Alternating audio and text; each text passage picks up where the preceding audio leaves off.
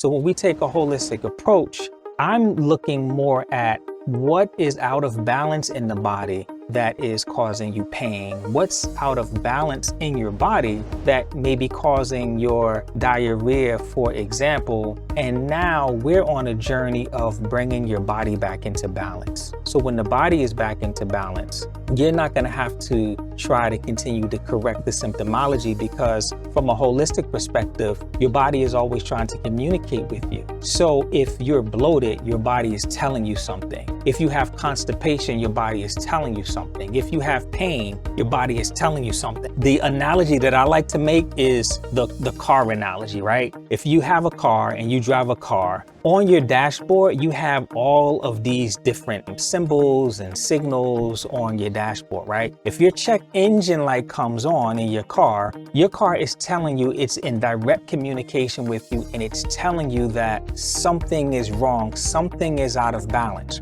And you taking a med to just feel better in that moment, if you have bloat, for example, and you take something for bloat, it would be the equivalent of your check engine light comes on your car, and you take an index card and you sit it on your dashboard and you cover the check engine light. So now you're driving around, you can no longer see the check engine light and the car is riding fine and you feel like everything is okay, but there is something going on with your car. And if you continue to drive it, what's going to happen is that will lead to another problem, and another light may come on, right? Or you might start hearing a noise, or it might start driving funny. And if you continue to drive this car and you have this cover, this mask, eventually your car will break down. So what happens when you're going through this medical cycle is that, like, you mask, you take something to alleviate what you're experiencing, your symptomology, and then what happens is whatever it is that you're taking, for a lot of people, it no longer works. It never really works 100% for a lot of people. Some